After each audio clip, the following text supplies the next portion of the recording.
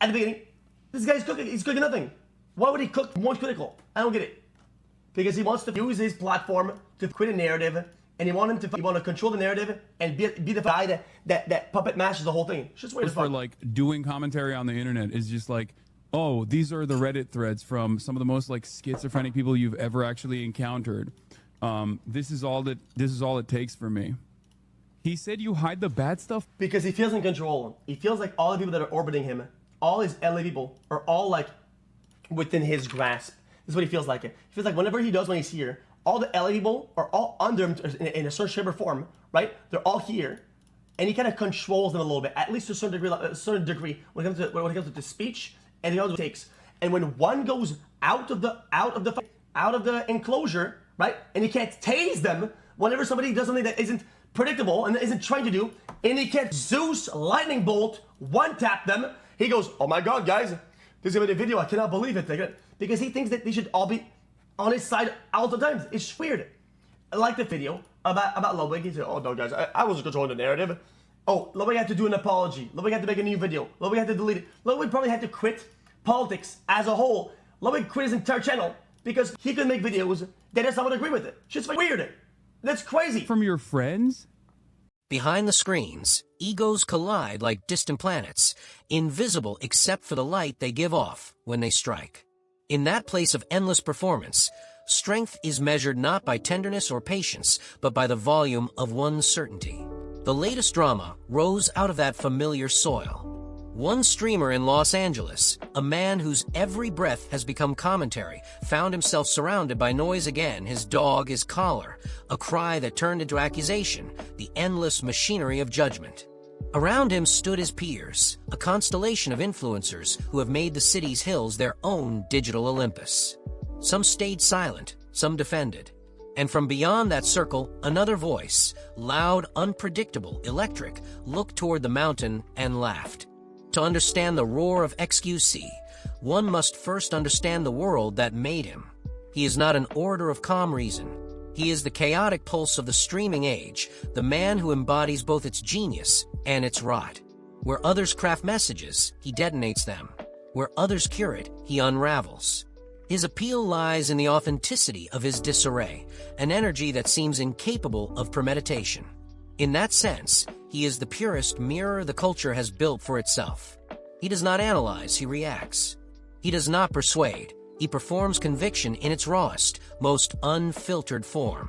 When he turned that energy toward the man in Los Angeles, toward the politicos and commentators of that circle, it was not simply a critique. It was an exorcism.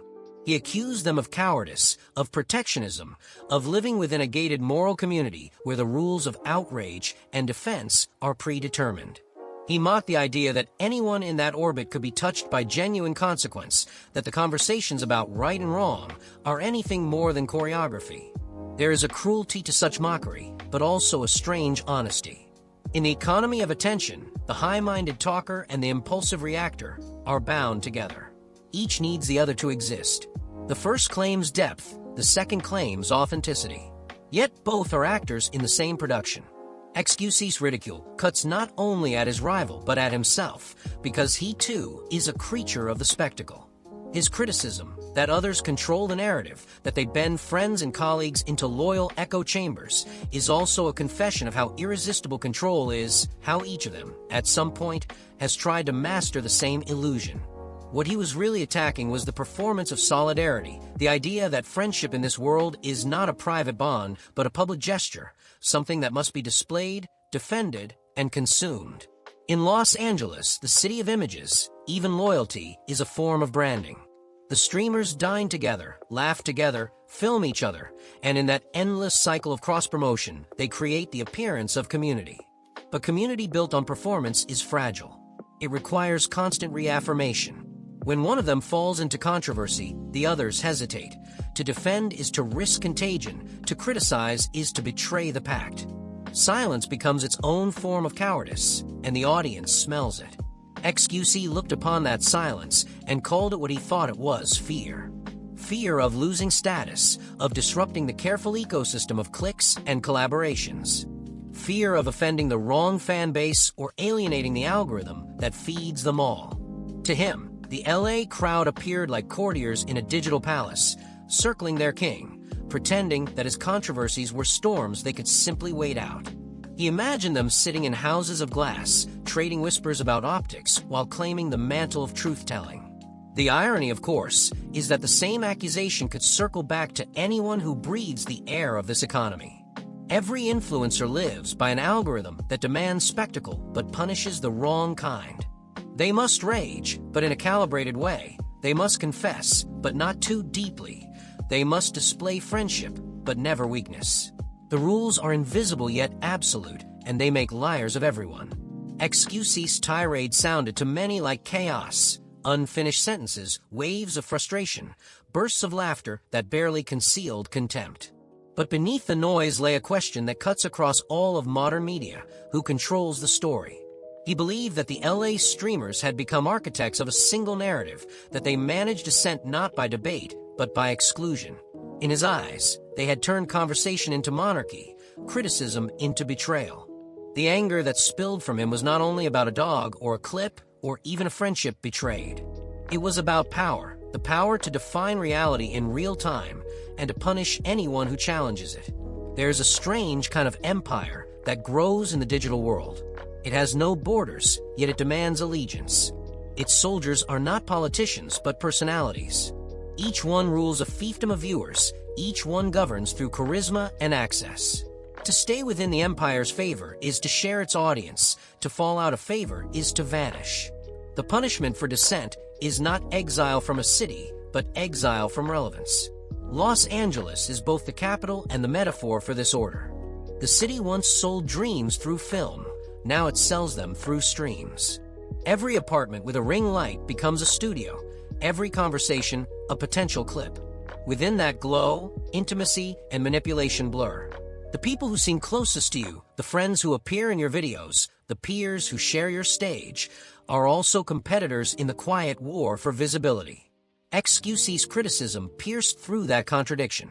He accused them of circling each other not out of affection but out of strategy, of protecting not one another but the illusion of moral coherence that keeps their collective audience intact. He mocked the idea that their commentary on world affairs, on injustice and politics, could carry weight when they would not even confront one another honestly. It was the kind of accusation that feels righteous precisely because it is partly true.